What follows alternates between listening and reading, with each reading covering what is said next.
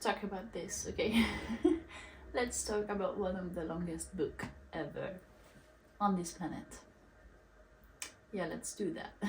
Hi, my name is Tina and I love to talk about books. And today I want to talk about the fact that I've read, as I've said, one of the longest book ever.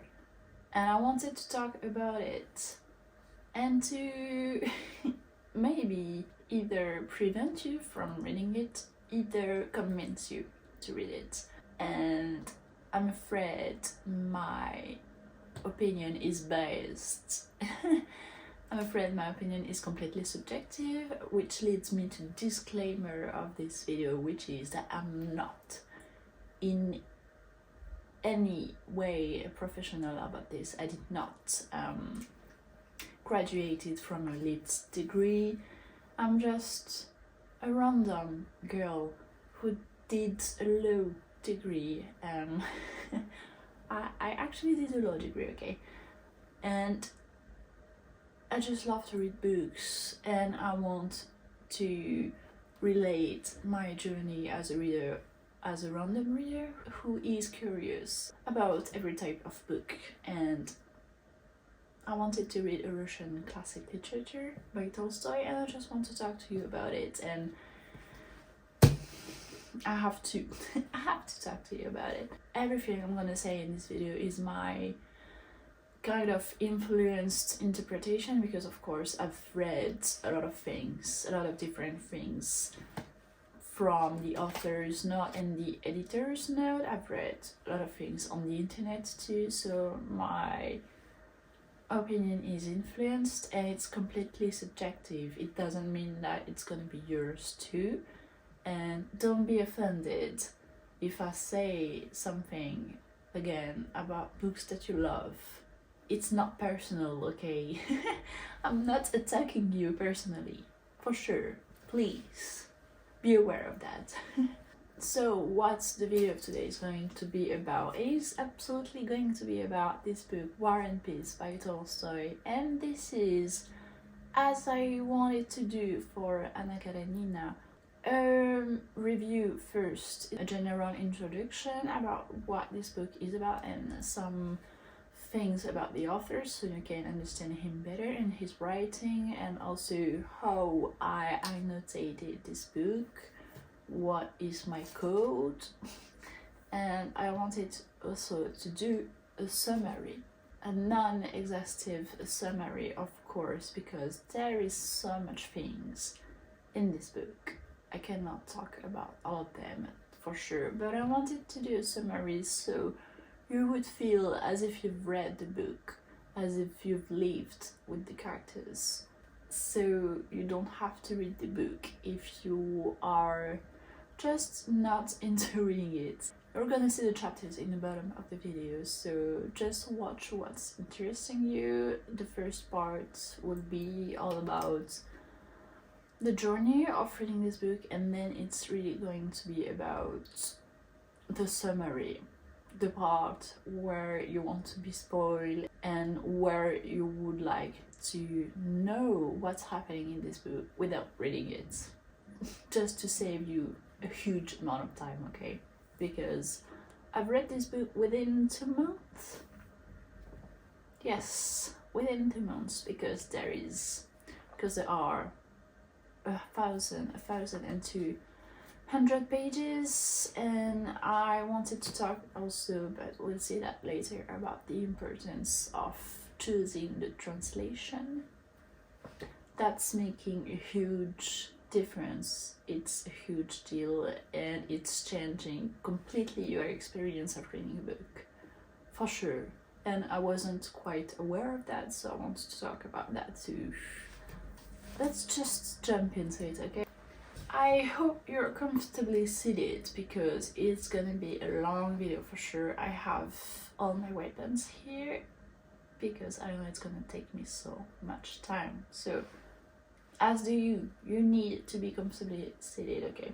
Okay, so first let's get to know more about the author. Tolstoy is a Russian aristocrat who was born in 1828 and died in 1910 at the age of 82. He was 82 years old, which was quite a good age at that time to die, and he's one of the most known author of all time, especially for Russian literature, and he was a figure of realistic fiction, which you will understand if you're going to stay with me for the summary. And it is mainly because he writes about characters, and so many different characters from the nobility. He writes himself that he simply loved to write about nobles, prince, aristocrats, high in the hierarchy, okay? And all of that just to say that also he was nominated several times for the Nobel Prize of Literature and also for the Nobel Prize of Peace. Which is quite impressive, isn't it? I feel very small compared to that, but that's okay. And about the book, it was first serialized, as it was the custom at that time. We did not publish an entire novel, but rather different books, different tome in a kind of a journal. At this time it was in the Russian Messenger. He first published it in 1865 to 1867 with a version of an entire book this time. It took him overall 7 years to write it, and fun fact, he didn't at that time consider this a novel, but rather neither an essay. He didn't tell what he considered it. Not that I know of. He told that it was too much philosophical takes and not enough narratives to consider it a novel. He considered his first novel to be Anna Karenina, which tells a lot, I think, about this book. Do you see me coming? Another fun fact is that it wasn't even called War and Peace at that time. It was called, I think, the year 1805. This book was happening between 1805 and 1820 quite. This is set during the French invasion in Russia, especially three great periods, which were the War of the Third Coalition in 1805, the Peace of the State in 1807, and also the Russian campaign of 1812. And this is about how the Napoleonic era influenced the Tsarist high societies. We follow mainly three different families, which are the Bolkonsky, the Kuragin, and the Rostov, but I will talk about them later. And this is not a book just about war. Far from that. This is also following how the high society is reacting to everything that's happening, and also more philosophical theme such as the serfdom, I don't know how to pronounce it, the serfdom, the secret societies, and war, eventually, how it is impacting them. There are so many different characters you're following with this author, and they're so richly detailed and developed that it's hard to pinpoint a hero in this story, even though one character is coming back often and seems to be kind of how to say, an incarnation of the author, I think, which is Pierre Bezukhov. And this leads me to talk about my thoughts about this book and how important it is to choose well the translation, because I was like, okay, they often have been taught French and talked in French in the highest circles, and I know for a fact that Tolstoy wrote several pages in French, and I was like, okay, I can read it in French, that's okay. It will be loyal to the idea, to the ideas Tolstoy wanted to convey in this book. And I've seen that in the French editions there was one version in 2 books, and I was really reluctant to buy 2 different books to read one book, it would have made me so much not into reading this book. It would have like depressed me to see that I have two entire books which were like 600 and 700 pages long to read. Not possible. And I've seen that there was this edition in French, which is a single entire book of 1238 pages, which made me happy, you know. I was like, okay, perfect, I have one single book, one entire book to read. But also I knew from a fact, because it's in the beginning of the book and there's some notes on the translation, that there is this version which is a bit more raw and cut off on the parts of the philosophical writing, which is supposed to make it more readable, more fluid, and less too much of a blurb to take about philosophical discussions, because there are so many in this book, and I think there are so many, but I've been cut off from them, so I cannot imagine in the original work. And that's the point. Tolstoy wrote so many versions of this book, and that's quite hard on the readers, I think. And this is all, I think, this is the start of me not really enjoying this book.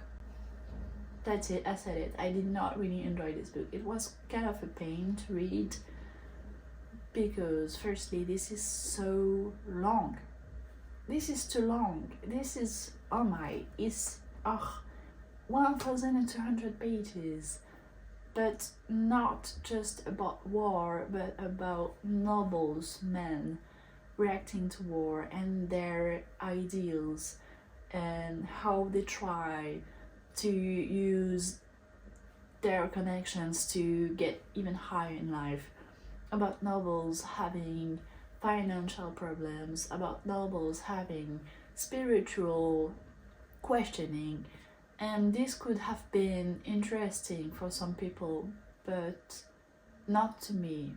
Unfortunately, I do not love to read that much about nobles, men having problems. That's not my thing. And I loved some of the philosophical part, but not even that much, because I do not agree with Tolstoy's philosophical points. He is promoting the fact that free will doesn't enter in war and how it is happening and the context of war.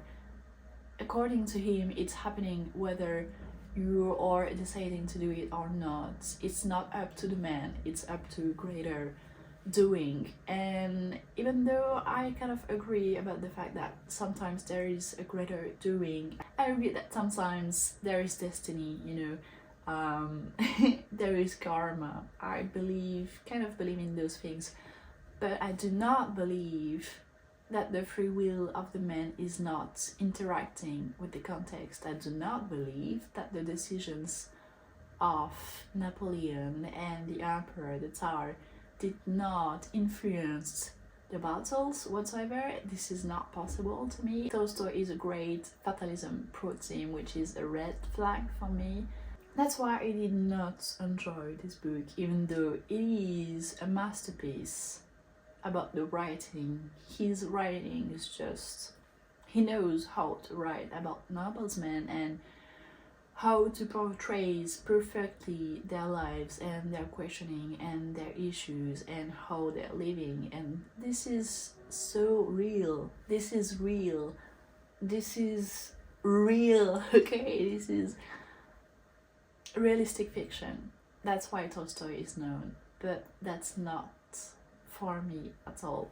And to come back to the translation, the fact that it was cut off sometimes, and the difference with the others edition is that somehow I don't get some part of the end, I don't get the epilogue, I don't get some big things in the story which are maybe part of another version of Tolstoy, but that's what I'm saying. I spent so much time reading a book to know that there is another version more complete, and I know that for a fact because I will know when I'll do the summary which parts I did not have, which is a crime to me. Okay, it's a crime. They're so important and I did not have them, and I think writing sometimes is much less poetic, I don't know, but when I saw Emmie renegades and quoting sometimes, I was like, I didn't have that. Why? Why am I discriminated against? Okay, why? That's my big question for this book. Why? So yeah, even though I loved some quotes, let me read you some of them. We can know only that we know nothing, and that is the highest degree of human wisdom. I agree with that. That's totally true. Tolstoy's is Khan's war, okay, pro-team, and I love that about him. That's why he was nominated for the Nobel Prize of Peace, okay. Another one. Pierre was right when he said that one must believe in the possibility of happiness in order to be happy, and I now believe in it. Let the dead bury the dead, but while I'm alive, I must live and be happy. Again, pro-team, not going to war, living life and enjoying what's left of it. I love that. It's not given to people to judge what's right or wrong. People have eternally been mistaken and will be mistaken, and in nothing more than in what they consider right and wrong. Again, love that. But overall, not a favorite, because it was too long. It was too long, man. Too long. Yeah, that's right. I said it. It was too long. So I gave it 3.5 stars because I gave Anna Karenina 3 stars and I didn't really like it either. Oops, I said it. So I liked it better because of the themes, because there is obviously overall a take against war and describing, you'll see if you stay for the summary, all the horror of big battles. So a 3.5 stars is not bad, because I'm saying I did not enjoy it, but this is so well written that I cannot give under 3 stars for sure. And I loved some parts of it, so that's why. And I consider that a classic is a classic for a reason also. But that's my honest review. And now I'll just talk about how I annotated.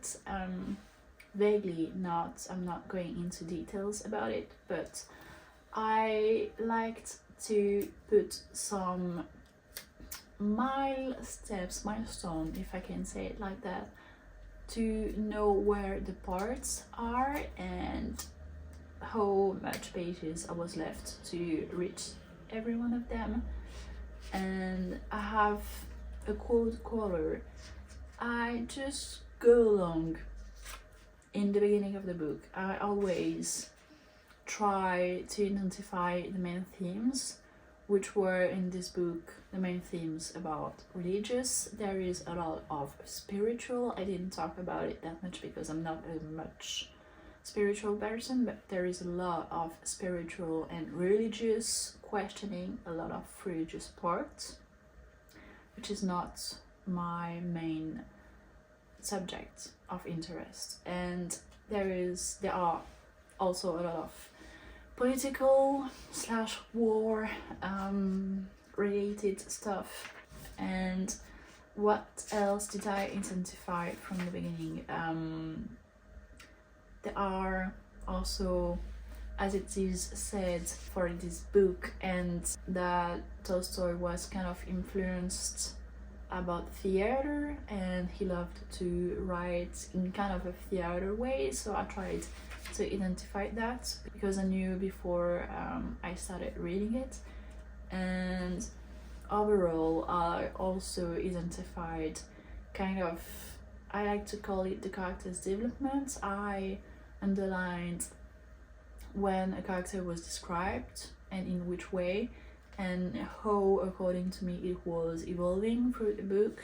And if you're still here, now I'm gonna do the huge summarize of this book. And I made my research because I do not have it all in this book, and I stumbled upon a super site which is Spark Notes. This one just saved me a lot of troubles, and when I read in this website the end, I was like, I did not have that. I'm discovering a whole other book, and it was just crazy to me. It's crazy, it's bothering me so much. Okay, so let's just start the summary. Book 1. Very beginning of the book. A party is thrown because you'll soon learn that nobility is the best people to throw parties anytime, everywhere. So one of the characters, Anna Pavlovna Schroeder, it is 1805, she's throwing a party, and I'll put some pictures around me of the characters, and I'll try to put, I think, the relations. I will not do it on paper in a wall as I did for Anna Karenina, because I think it was not the most efficient thing to do. And all of that just to say that they are throwing a party, and this is the first time we hear about all of the characters. This is all about, oh, look who's coming, look who's here, this is daughter of And at this party, Pavlovna, Anna, because also they love to have 3 different names with surname, those Russian characters. And she's talking with Basil, Prince Vasily Kuragin, about Napoleon directly in the beginning of the book. This is opening with that, and she's saying that he's an antichrist and that Russia alone must save Europe, which is kind of a hot take at that time. And then after that, they are beginning to introduce all of the characters, especially Basil Vasily Kuragin's children, who are known for being educated and beautiful. And we are introduced to Helen, who is known for beginning to thrive as a flower, you know, a feminine flower. And also Anatole, but Anatole is, according to Anna the party thrower, a rogue, and we'll soon learn why. And also Hippolyte, he has 3 children. And in this party also arrives next Pierre, which is a very controversial character in the high society because he was educated abroad but doesn't have manners according to them. So every time he's speaking, every time he's doing something, it's considered rude by them, and they don't like him that much. Pierre is very controversial, and he likes, because he's young and full of ideas, he likes to take some political position during the discussions, and he's saying that he's admiring Napoleon, which is something that don't understand at all and that repulses them, and that's why he doesn't belong among them. They are kind of just trying to avoid him. He's going to one of his friends' place, Andrei Bolkonsky, and they discuss perpetual peace, which was already discussed by a guest during a party, and Pierre agrees that peace can exist, but it's gonna be rather spiritual than political.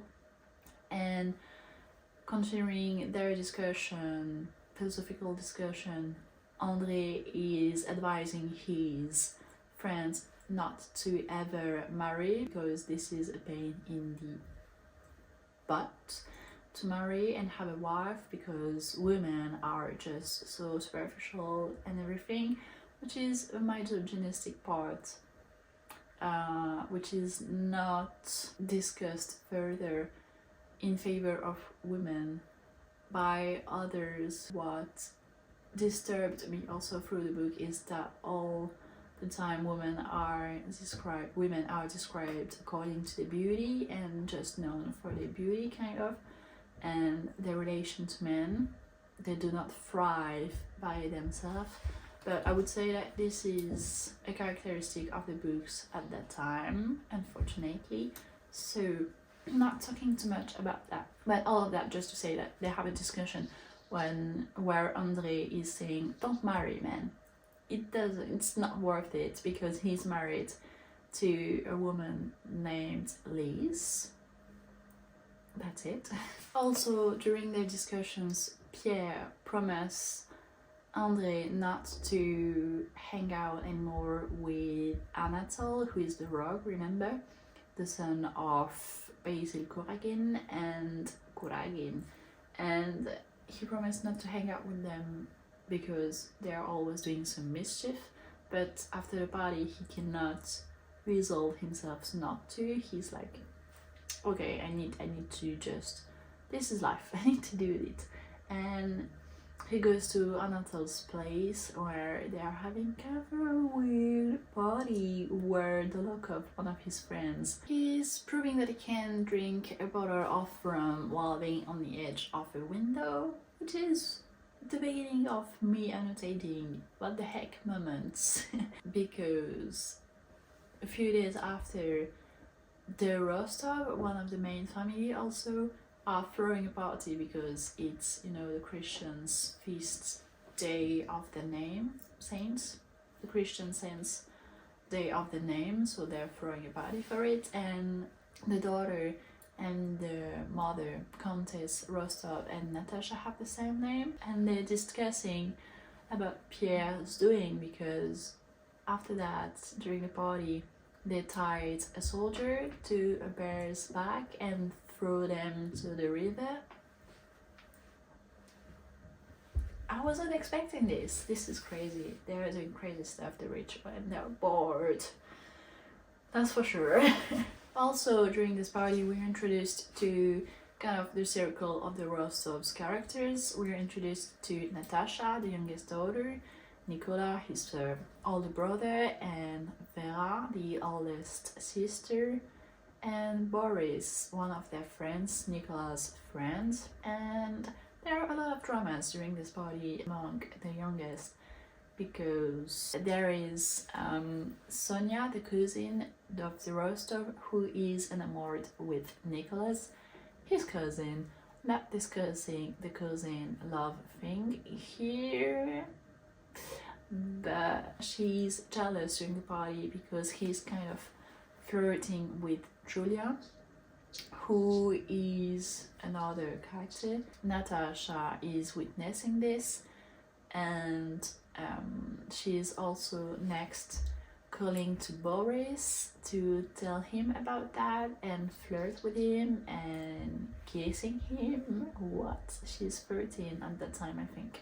And she's dragging him for fun a promise to marry in 4 years, which he agrees to. At the end of the party, Anna Mikhailovna, the mother of Boris, is always seeking, because she is in financial crisis, she's always seeking money and favors from the others. She managed to get a favor from Basil, Basil Kuragin, to get his sons to be promoted in the armies. So he's gonna be an officer, and she is discussing with the Countess Rostov that she is gonna try to get some favor from Boris' godfathers, which is the father of Pierre, Count Bezukov, known, remember, for being hugely rich, for being extra rich.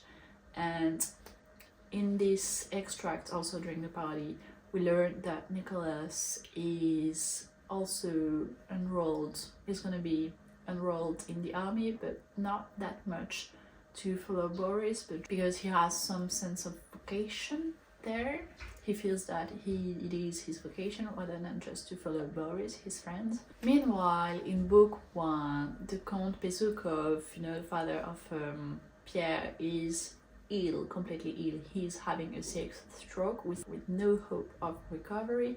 So Basil is here, Kuragin, father of Anatole and everything, is here to kind of manage the business around it, kind of manage the whole situation. And he's talking to another potential heir, which name is Catherine, about the fact that Count Bezukov made some process to ask the Tsar to legitimize Pierre, his bastard son, as his legitimate son, in order for him to inherit everything, which does not please Basil at all, because he's a gold seeker. He's like taking everything he can everywhere, and so he's plotting with Catherine to destroy the letter Count Bezukov made, which is not legal at all. As a grad law student, I can tell you this is not legal, okay? And the good lad Anna Mikhailovna is preventing them from doing that. Also, meanwhile, Pierre is visiting his father in his room while he's slowly passing out, and eventually at the end he dies. Yes, the father of Pierre dies. Another setting in the Bolkonskis' house. Remember, the father of André, Prince Bolkonskis, has another daughter, Marie, which is the sister of André, and they have Mademoiselle Bourrienne, who is their companion, kind of. They're taking care of her. Prince Bolkonsky is mistreating his daughter, Marie. He's always talking down to her, and we learn through some Marie's letters to Julia, the friend who with Nicholas flirted a bit. She's writing to her, and we learn through the letters that Pierre inherited everything of the estate of Count Bezukov, which is a huge news among the highest circles of Moscow. At Bald Hills, where Prince Bolkonsky is living with Marie and Mademoiselle Bourrienne, André arrives with Lise, her wife, and he announces them that he is going off to war. During a dinner, Prince Bolkonsky, also named Nicholas, is saying that he does not approve of Napoleon's doing, which is not surprising. He's old school. André is kind of supporting Napoleon's grandeur, and he also confesses that he's unhappy in marriage with Lise to his father and his sister. And at the end of this part, the prince is writing a letter because he has influences, and he's writing a letter to General Kutuzov for having some favors to put his sons in a good position, and at the end of this, André is setting off, is going to war. Okay, book 2. In October 1805, the Russian army led by Kutuzov is near Brno in Austria, the ally with the Archduke Ferdinand, and Pierre's friend Dolokhov is demoted to the rank because he's not closed properly, and he becomes resentful. Kutuzov next is inspecting the troops with his adjutant, which happens to be André. His connections worked. Then there is a focus on Nicholas, the brother of Natasha. He's with his commanding officer Denisov.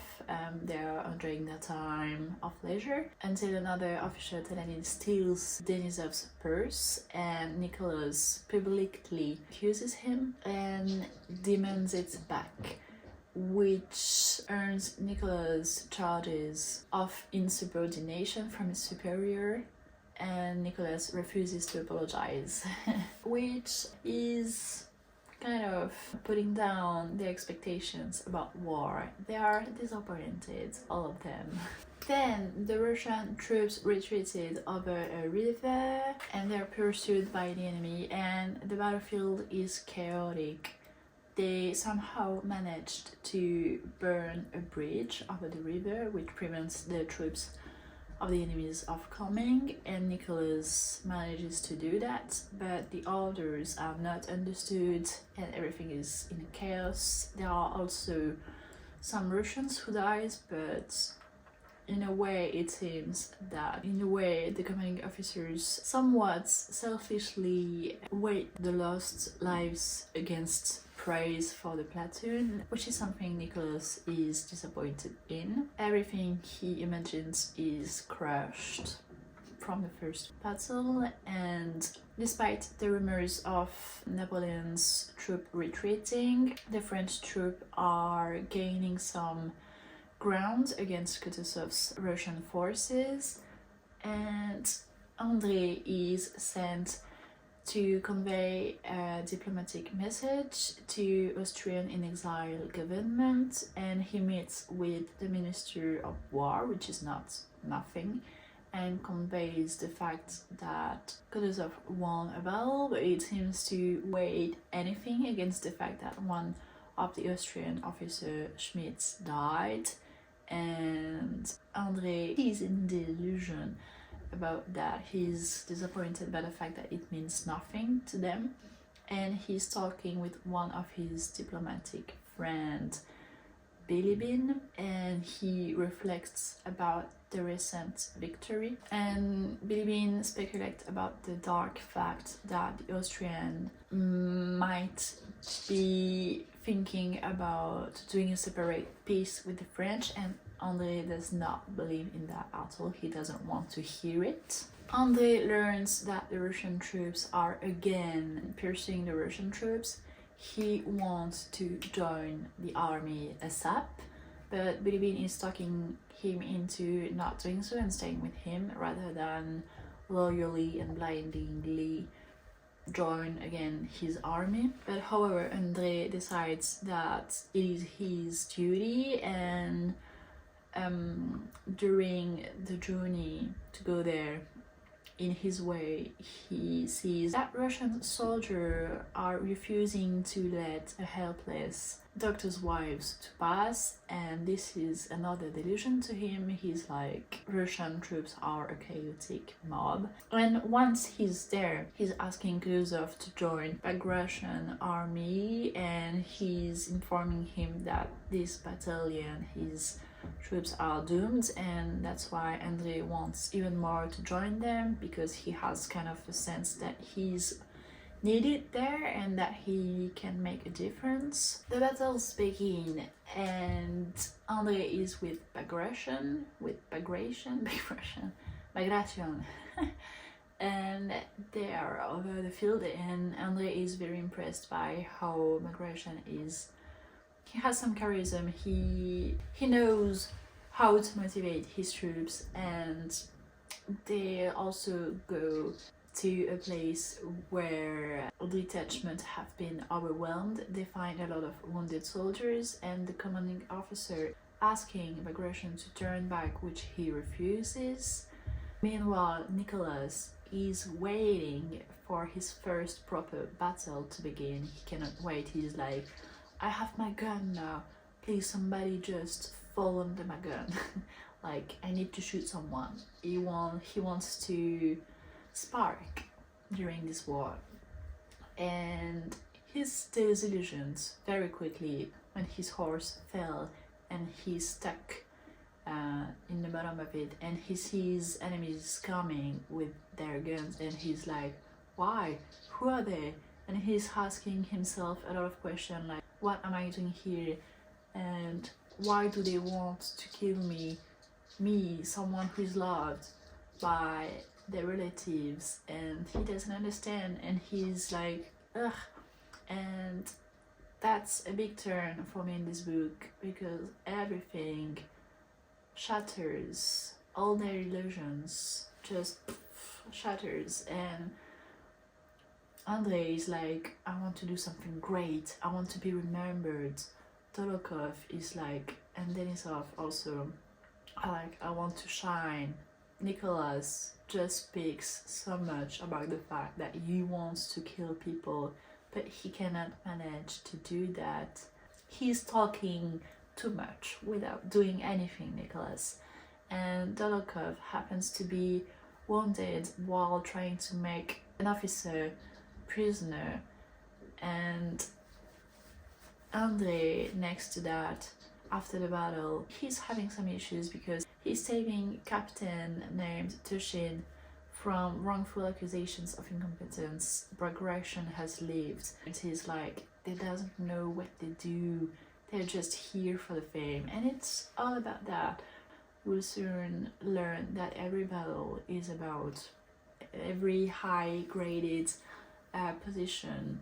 They don't know what they're doing, and they are all just bickering among them to know what to do and what's in the best interest of every one of them. And battle is chaos, the others are chaos, and they don't know what to do. And this is just, yes, this is chaos, guys. And I love how he criticized what is surrounding the battles. Book 3, Part to Moscow and all the highest society's circle, getting to party and getting to try to make connections with everyone and gain money. Because it is the ultimate goal, right? Is to be rich. And everyone happens to love Pierre now that he's rich. Everyone is like, what? He's the nicest guy, we love him. There's a lot of money from him. And that's what Basil is doing. You know, Kuragin, and he's like, I need to marry my daughter to him because I want to be rich, I want her to be rich. And he takes advantage of the fact that Pierre doesn't really know what he's doing. All of that is new to him, the fact that he inherited a big estate. And Basil is like, I'm gonna help you manage your offers. And Anna, you know, the party thrower, she threw another party eventually, and they all convinces Pierre that Helen is the most gorgeous woman on earth, and they're all like, oh, look at her, and they tries to make them talk, and Pierre, finally naive as he is convinced that he finds her super pretty, even though he's aware of the fact that she's stupid, as she's described, not according to me. And because it's always about that, women and their beauty, and not stupidity and wealth and intelligence. Well, and at another names celebration day of Ellen this time, that's crazy to me, Basil and the Countess manages to convince, while they're talking privately, I mean while Pierre is talking privately with Ellen, because they schemed this, you know, they schemed the fact that they are talking privately, and he's like waiting for him to propose, but he doesn't because he's afraid, he doesn't want to. It's not he's doing, it's everyone's around him doing. And Basil is just like, oh, he's not proposing tomorrow, I'll just make everyone know that he proposed without him proposing. So he's like, congratulations to you too, and they end up engaged. That's crazy to me, it's just And Basil doesn't stop there, he's like, okay, now I need to secure Anatole, my son, so I'm just gonna find, you know, Nicholas Bolkonsky, the count, very rich. I'm just going to see his daughter marry, and I'm going to convince them to marry Anatole because she's mistreated and she needs to marry eventually, so I'll just take advantage of that. He doesn't stop. He never stops. That's crazy, guys. So they go at Bald Hills, you know, to Prince's estate.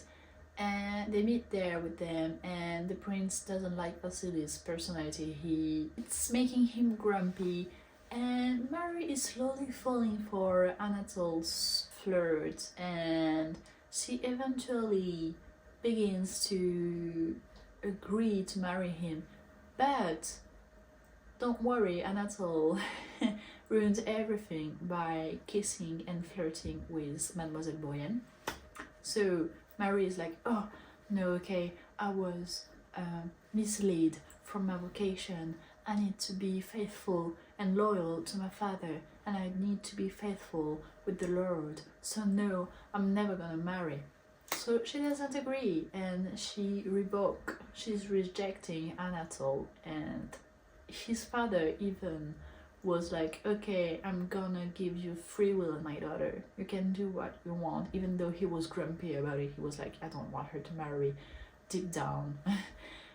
But she rejects him, so I was super happy about that. And meanwhile, in the Rostov family, they have a letter from Nicholas telling them about his injury, but also the fact that he was promoted in official rank, so they're thrilled. Sonia is even crying, and Nicholas is joined by Andre, and they both talk, and Nicholas ends up insulting Andre of being a far distant officer from the battlefield, and they don't get along.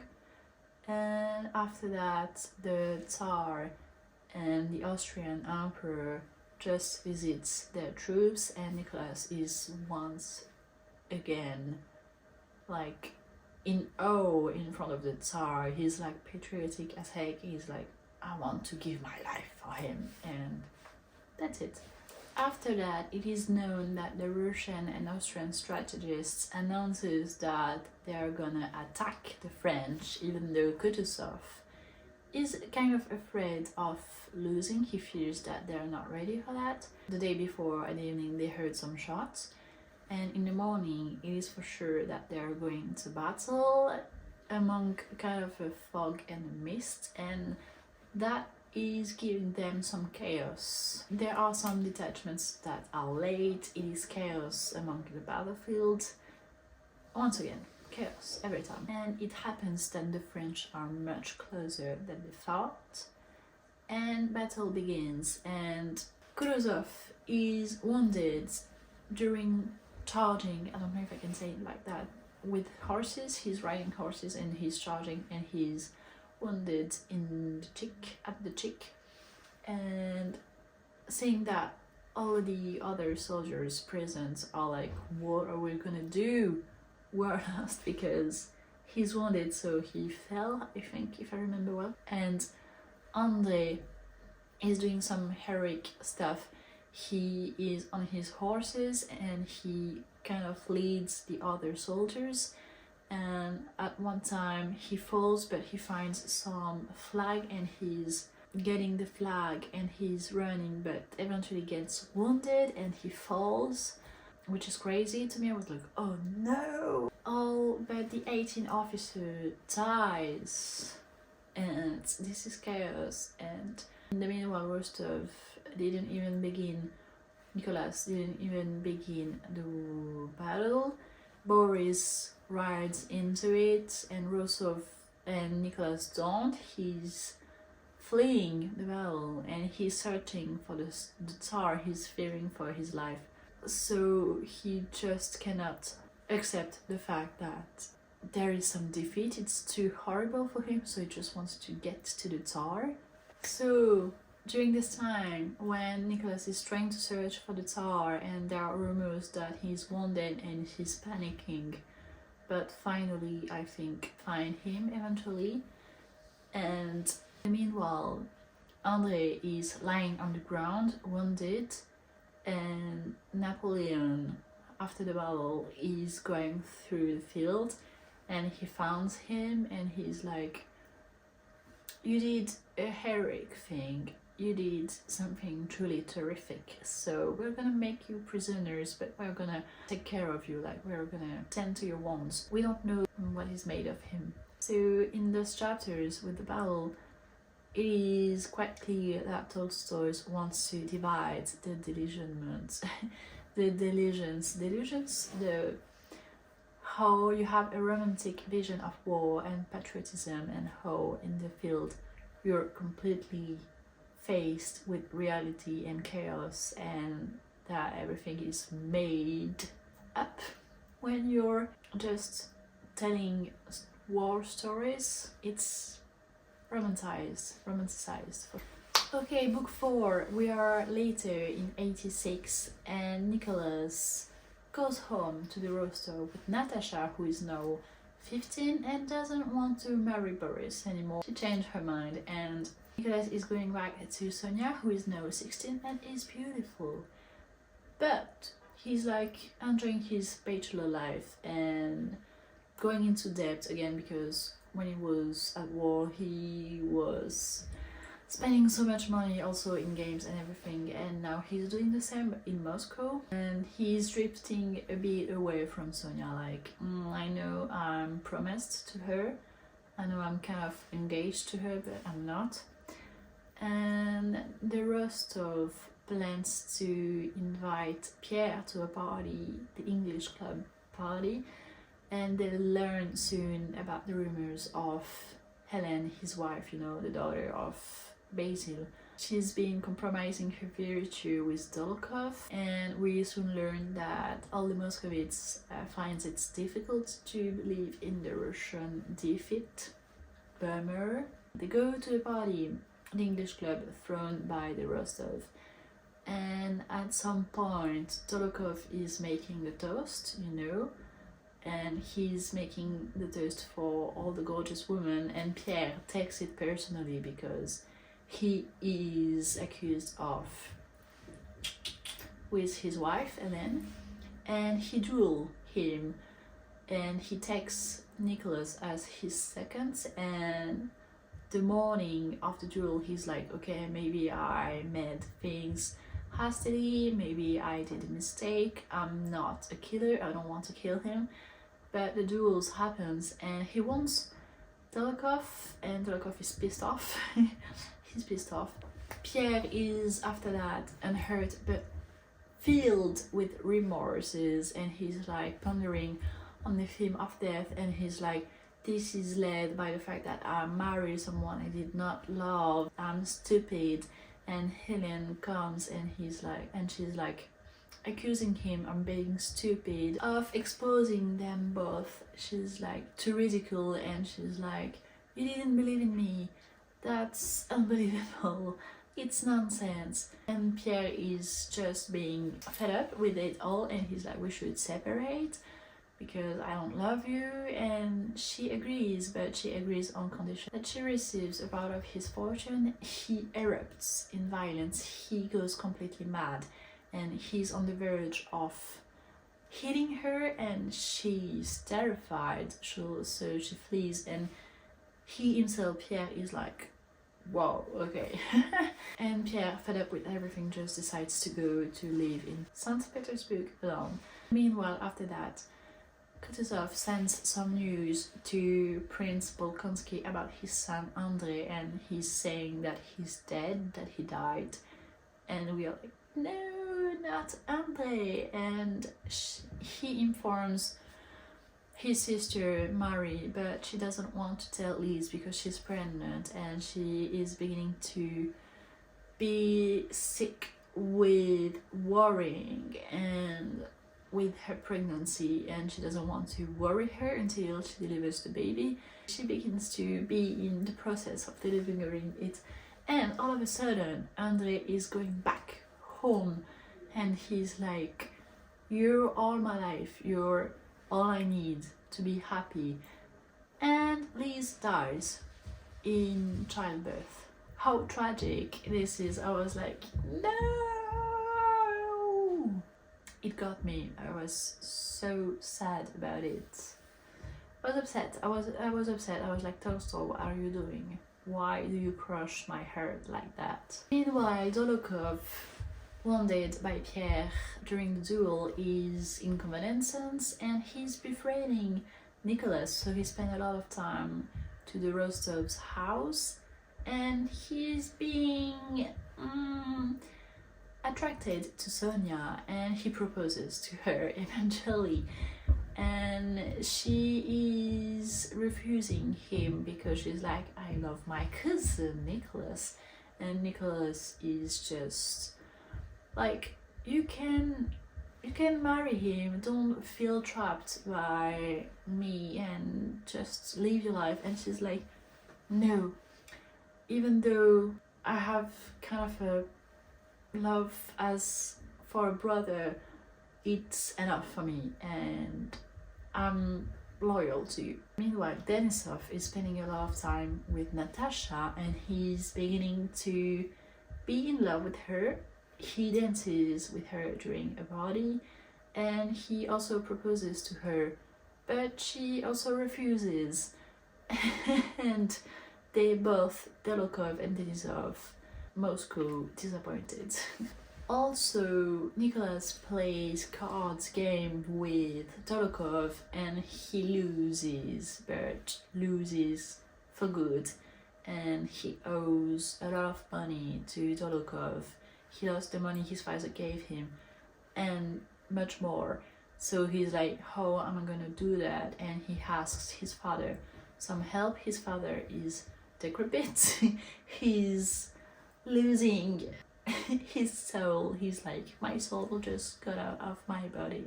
And it takes him 2 weeks to raise the money and give it back to his son, and his son paying back to Dolokhov.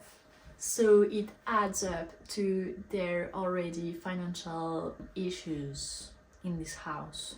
Book 5. Pierre is miserable. He's at the railway station. He's en route to go to St. Petersburg and he meets someone with kind of a weird ring named Bazdiv, and he happens to be a Freemason, and he's like convincing him to contact someone, kind of go to a spiritual quest. And the day after, he is visited by Basil, trying to convince him to reconcile with Helene.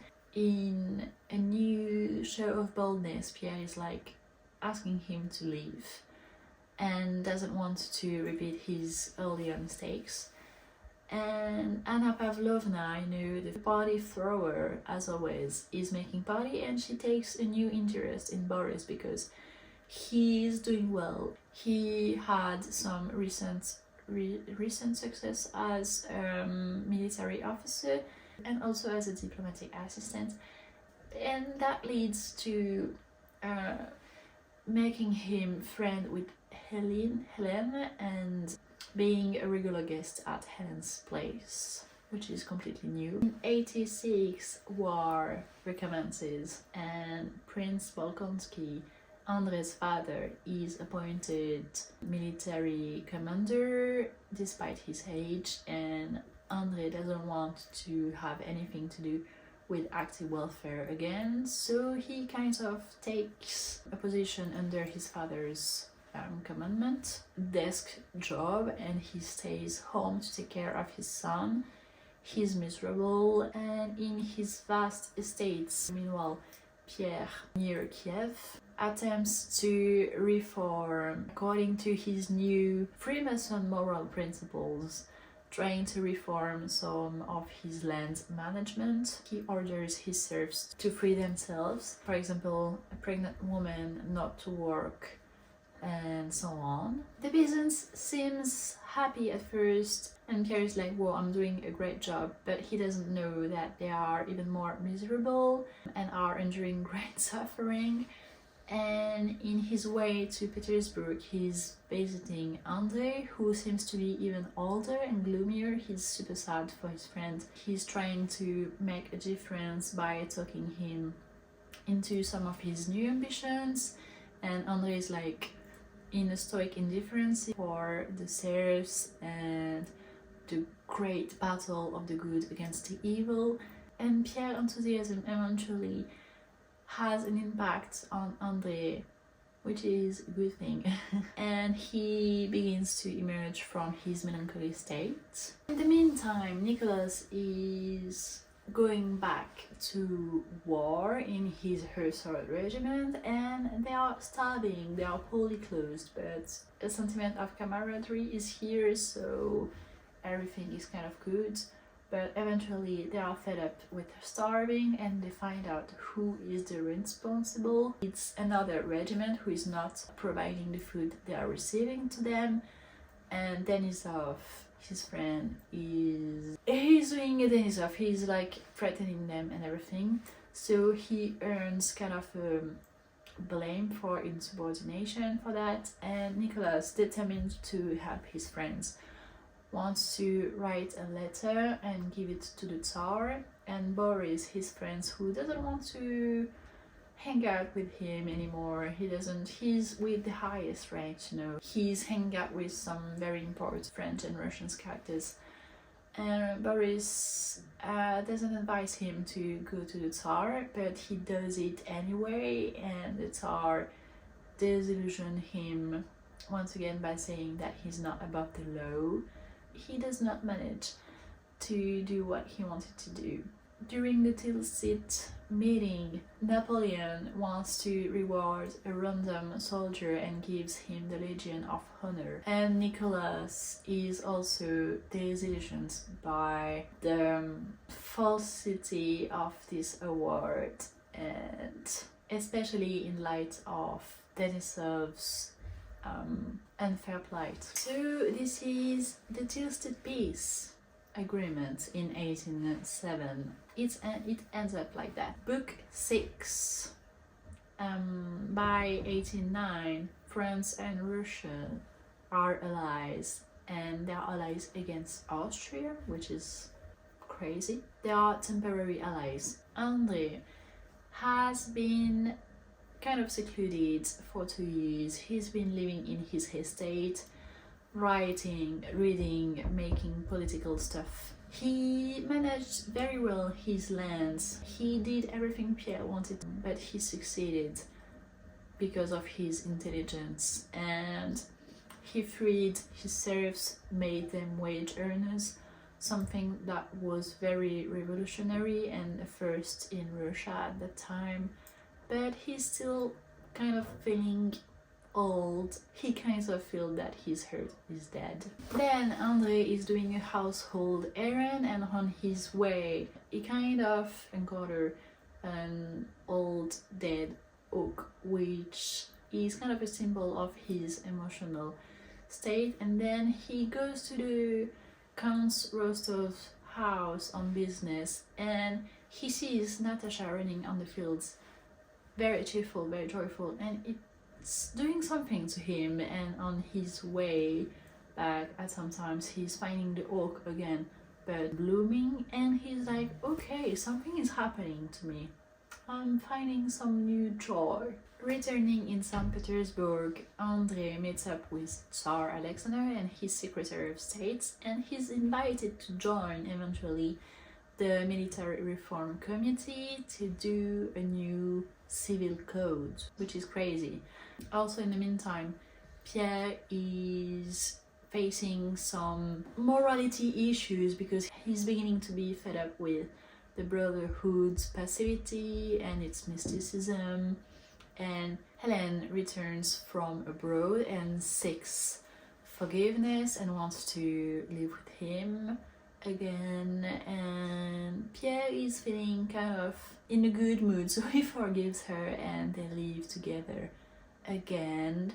During her time abroad, she met a lot of important people, and during Russian and French meetings she has built her reputation as a gorgeous woman and is treated like an important figure now. She has a very good reputation as a beautiful and also intelligent woman, which Pierre doesn't understand at all. He's like, how can they not see she's stupid?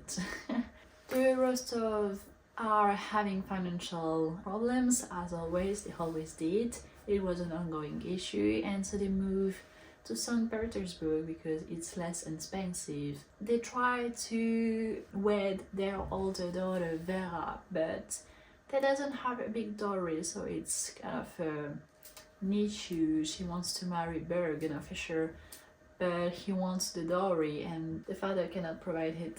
So he kind of writes a promise to give the rest of the money later, which is an issue for Berg. And in the meantime, Natasha is beginning to question herself about Boris, because she's like, I kind of like him, and I wonder if the promise is still a joke. And Boris is struck by Natasha's beauty. She's now 16, and he's like, he cannot stop visiting the Rostov.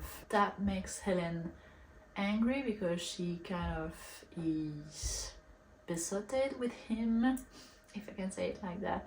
And Natasha seems to be smitten with Boris also. So the Countess tells Natasha that she doesn't believe Natasha is really in love with Boris and that he's poor. Natasha is in delusion also. She's like, oh, but I love him, but oh no, I do not really love him. So she ends up not marrying him. The Countess announces it to Boris, and he leaves the Rostov's house. Next, there is a great ball organized in which the Tsar attends, and this is the first ball of Natasha, her first appearance in the society kind of thing. And so she takes really great care to her toilet, to her clothes and everything. And during the ball, she is kind of miserable because no one asks her to dance. So Pierre is taking the lead, and he asks André to take her to dance, and he does. And after that, everyone wants to dance with Natasha, and she's thrilled. She's over the moon. And André toys with the idea of marrying her. What? Does he begins to be attracted to her? Think so. So the next day, he goes over to the Rostov's house to eat, and he begins to fall in love with her. He begins to spend some time with them at different dinner, and the marriage prospect is here. The Countess is like, okay, you might marry him. And Natasha confesses her love to her parents, and André confesses his love to Pierre, who is like, you need to marry her, you can do that, but he's also gloomy about the idea of André's happiness in a way, because he's jealous. What? They begin to tell that to their loved ones, to their relatives, and André's father is like, you need to take time to ponder on it. So André is like, okay, I'm going to spend some time outside of Petersburg to arrange my businesses, my affairs, which makes Natasha very anxious. She manages at the end to control herself and tells her that she's self-contented. Eventually, André returns to Rostov, so he asks Natasha for her hands, and she agrees. And he's like, we have to wait a year, because he's like, wait for me for a year, and you're not bound by any kind of way. So if you want to go with someone else during this time, you can, but I will still love you. And that's it. She recovers after 2 weeks from his departure, but she was miserable at first. Nicholas is in the front. He's living his best life, and he receives a very disturbing letter about their financial distress at home, and asking him to go back to help his father about that. And so he goes back to his house, and their parents tells him that the only solution is to marry the rich heiress, Julia, and their parents agrees. The parents of Julia agrees, but Nicholas doesn't, and is like, love should be the most important thing. I don't want to marry someone I do not love, and they're mortified. There was also a long episode of Natasha and Nicholas doing some hunt. It was super long, but also the good thing about that was how Natasha was able to hunt, even though women are not supposed to hunt, and they were impressed by her skills. Meanwhile, André writes to Natasha that he's still ill, which makes her sad, but she has to deal with that. After that, Nicholas is conscious of loving Sonia, and during kind of a reunion, he dares kiss her in front of everyone, and Natasha is thrilled. She's like congratulating them, and he wants to propose to her, and their parents doesn't approve of this at all. They're like, we cannot consider Sonia as our daughter because she's a gold digger. He's resolved to marry her, but he returns to the front. Okay, I had a little break to have lunch. I have a coffee, so now everything is right in the best of the world. And we can talk about book 8. Book 8 opens with the fact that hearing about André, I cannot pronounce it like without mixing French, Russian and English accent. André's engagement with Natasha, and also Freemason benefactor Bastive has died. So Pierre becomes depressed while he's warning Marie that Boris tries to marry her just in order to get her money, and she confesses to him that she just wants to marry to anyone to flee her father, who is still mistreating her. And Boris prefers Marie, but upon the fact that Anatole is threatening to marry Julie, he proposes to Julie, who is delighted and accepts. So the news of their engagement is on. It's on the newspaper. And they once again managed to do their little businesses to get money. Count Rostov, accompanied by Natasha and Sonia, is going to Moscow to try to sell the house and also to present and introduce again Natasha to André. And what's happening is that she's going to Prince Bolkonsky's house with Marie, the grumpy prince, and Marie, the mistreated sister, and the encounters doesn't go very well. The prince is grumpy and Marie doesn't quite like Natasha. She thinks she's frivolous and too young, and on her side Natasha thinks that Marie is too boring. So it doesn't quite get along, everything seems false, and Natasha, even though she was pretty much confident before going, now is kind of distressed. So she's eager for André to come back, and she goes to the opera this evening. She sees Boris, Julie and Hélène, and she's persuaded that they are staring at her. You know how paranoid we can be at this moment. And Anatole is here, and he's staring at her. He's looking at her shoulder. Natasha is disturbed, she's agitated, but she only sees the falsity in it. And then Anatole, who is getting back in Moscow's life because his family wants him to find an heiress and for him to go back in the good way, the good path, because he's living quite a frivolous, thoughtless, selfish life. He's quite despicable, Anatole, and he's hiding the fact that he's secretly married, and he's attracted to Natasha, and Natasha is still waiting for André to return. She's vaguely interested in him, and Hélène pays her a visit, and she's loving Natasha, she's complimenting her, and the opinion of Hélène is really seen as important, as she's an important figure at that time. She's internationally recognized for, as I said, her beauty and intelligence, and so she invites Natasha, who is delighted, at one of her parties, where happens to be also Anatole, and they dance together, and he confesses his love for her. He says to her that he's madly in love with her.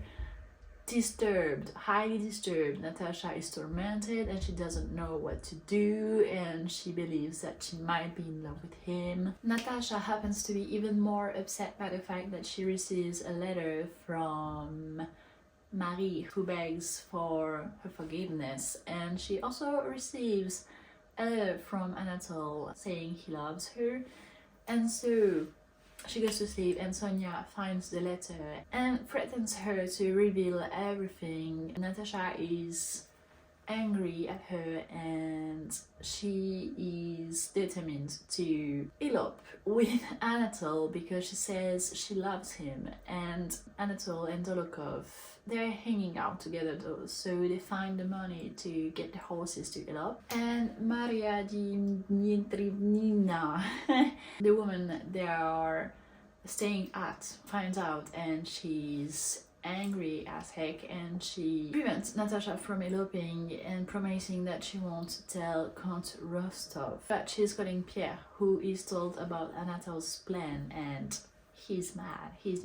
He's asking of Anatole to go out of Moscow and never come back and never talk to Natasha again. Pierre informs everyone that he's already married to a Poland girl, which makes everyone mad, and Natasha, after finding all of that and knowing that he departed, becomes ill. Of course, André learns about everything and is asking Pierre to tell Natasha that he is refusing her, and she's devastated. I am devastated also. Okay, so book 9 opens in 1812 when the French troops are invading the Russian frontiers once again, and Tolstoy takes the position that he's not agreeing with historians' solution to this problem, that this is rather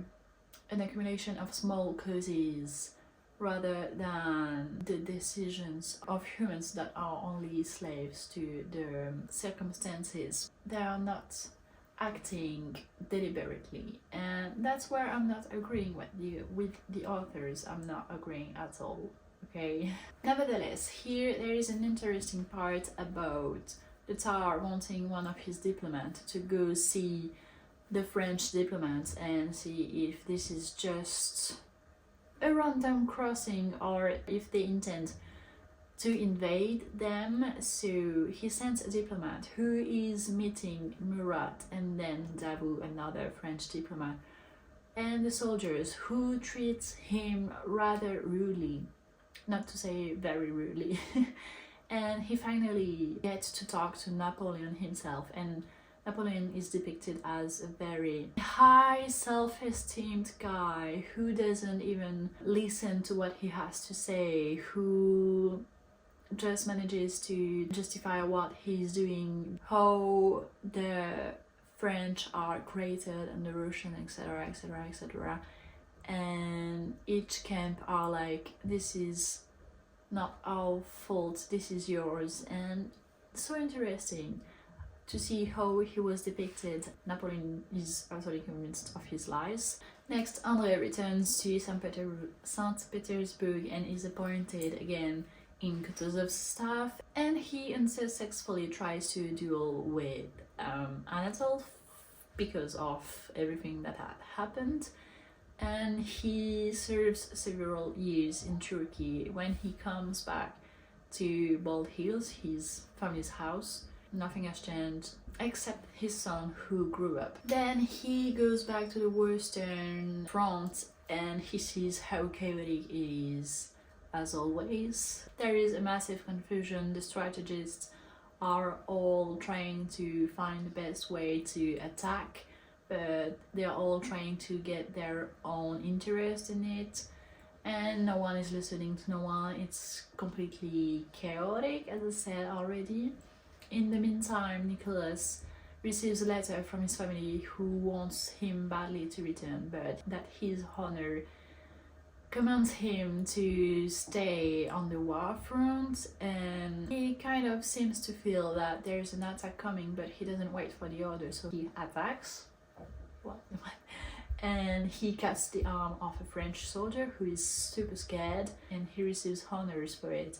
And he's just like disappointed about the fact that he receives honors because someone was more scared than he was. Absurd, everything's absurd. And you see also through the different books how there is not only war on the front and the battlefields, but also within society. They are all battling with each other to get the best connections. You know what I mean? Meanwhile, at the Rostov's house, Natasha is getting more ill and the best doctors are coming, but it's clear that she's not physically ill but mentally ill, and nothing makes her better except for the fact that Pierre is visiting her, and she finds solace in Pierre's visits. So that's why. And Pierre, on his side, finds a new vitality by visiting Natasha and hanging out with her. It's becoming clearer and clearer that they both like each other, which was already the case. We already knew that, but now it's clear for them. And also the Tsar is asking the Moscovites to do sacrifices in order to prepare for the war. And so Petya, the younger brother of the Rostovs, Natasha's brother, little brother, he wants to enroll in the army. He has also an admiration, a very kind of weird admiration for the Tsar. Book 10, the author tells us that historians tried to put some facts at something that was randomly happening with no calculation at all. Especially what's interesting is, according to him, Napoleon did not calculate precisely how he was gonna invade, but rather did go recklessly to Russia during winter, which was not at all a good strategy. And on the other side, the Tsar did not lure the French troops into Russia, but rather wanted them to stay out of it. So for Tolstoy, it's just an accumulation of random facts rather than two people managing what they wanted to do. But for me, it's still the decisions that led to the war, okay? Not hazard, not fate. No. No way, sir, no.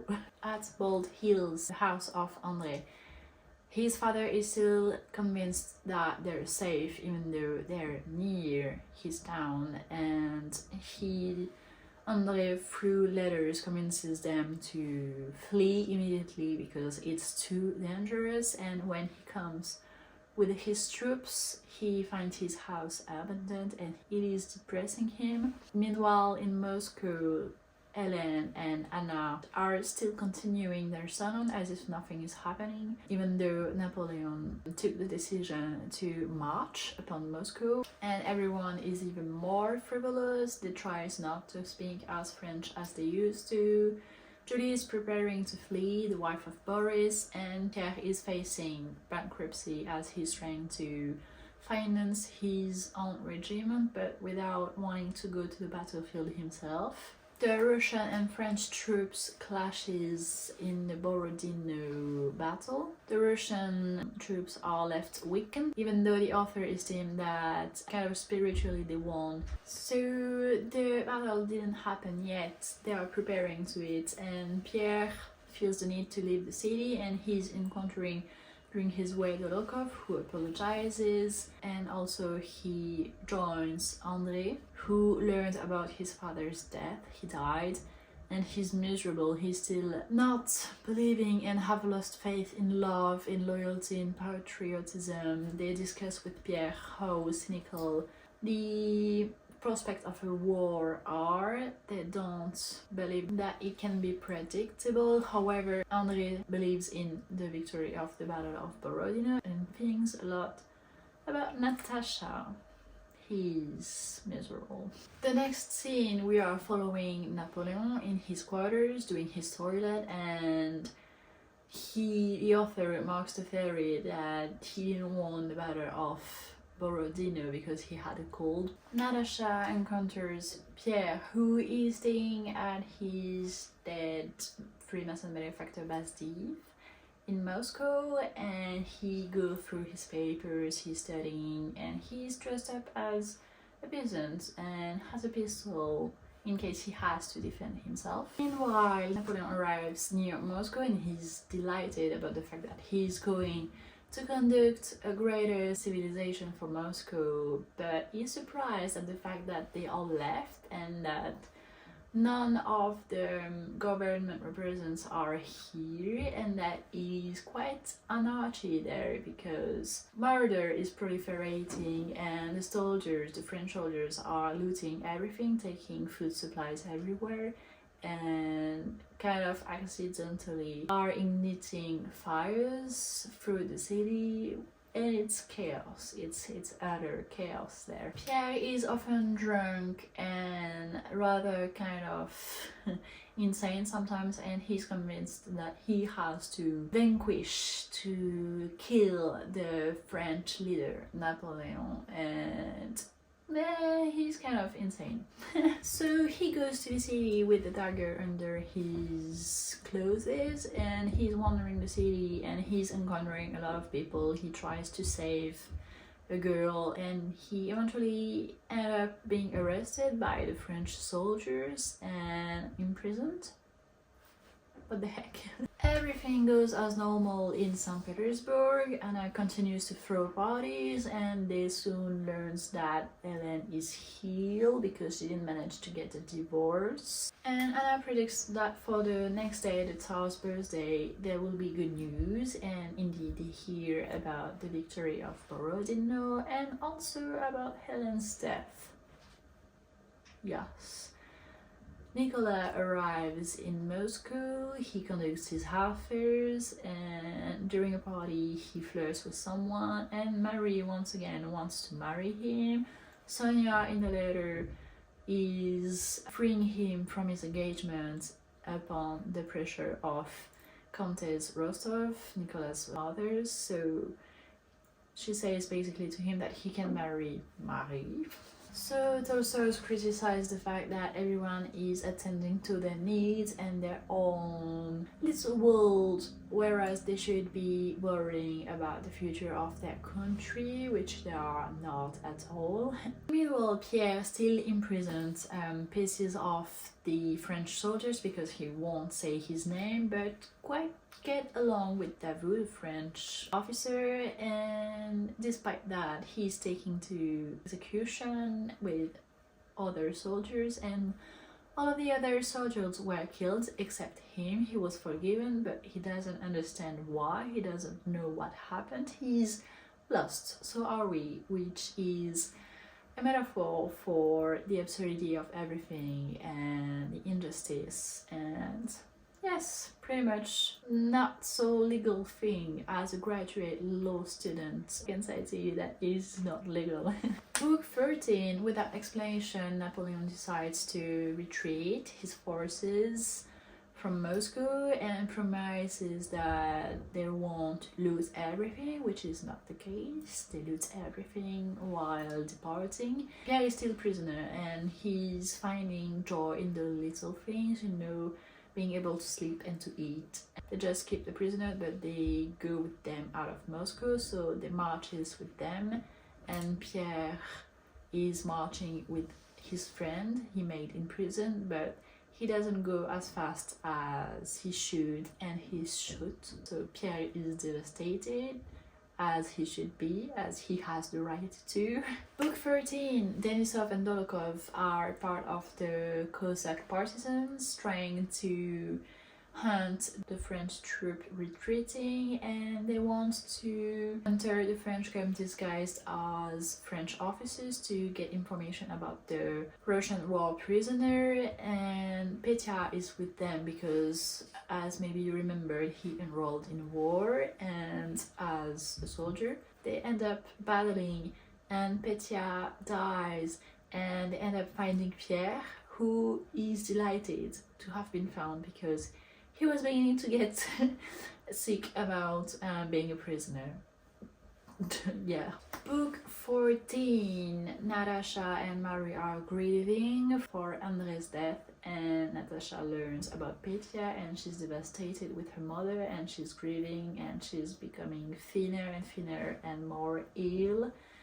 In the meantime, Kutuzov is accused of failing to get the retreating French troops because he can't get a proper army to go after them. It is shared among the historians, but the author thinks that he's an unsung hero, and the Tsar, despite all the criticism, gets him the higher honor for the battles, and he is given off his command. He's not commanding anymore, and he later dies.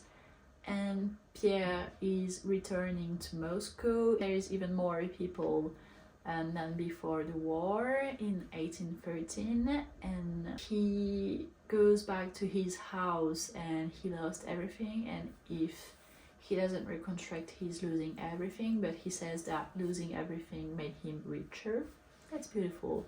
But I didn't read about that because I hadn't that in my version. I'm upset. It's infuriating, guys. It's infuriating. He goes to Mary's to pay her his condolences and everything, and he sees Natasha, a woman in black, and he's like, I'm in love with her.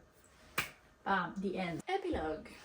In 1813, Natasha and Pierre marries, and the same year Count Rostov dies, and Nicolas accepts the inheritance, but he's in debt, and he hardly manages to maintain his mother's and Sonia's luxury way of life, so he borrows a lot of money from Pierre, and her mother deeply wants him to marry Marie, but the encoders, he's rather cold with her, but she understands it even though she's disappointed because she's still in love with him.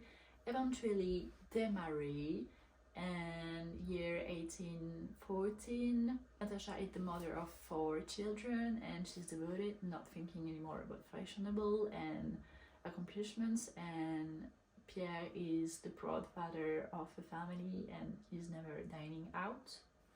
The end. And that's a better way of ending things, because in my book it was just rather Moscow invaded, bam, the end. We just learn in a small epilogue that Natasha and Pierre married, but not about all the others. It was super weird. Super weird. Congratulations if you stayed until here. You know now how the story unfolds, and you can talk about this book, I think, with everyone. Not as if you've read it, but you know the main elements, and you can be proud about that. I'm super glad you clicked and you stayed till the end. Thank you for that. Don't forget to like the video if you liked it, and to comment with a war-related emoji like sword, I don't know, or a Russian flag, I don't know, but I'm super glad you stayed, and I hope to see you on the next video. Subscribe not to miss it. I can't believe I finished this book too. That's crazy to me. As I said, I want to reread it in another translation, but for now I'm super traumatized about it, so I'm not gonna do that soon. Maybe when I'm going to be retired, when I'm gonna be 65, 70 years old, I'll do that. But yes, thank you guys. Bye.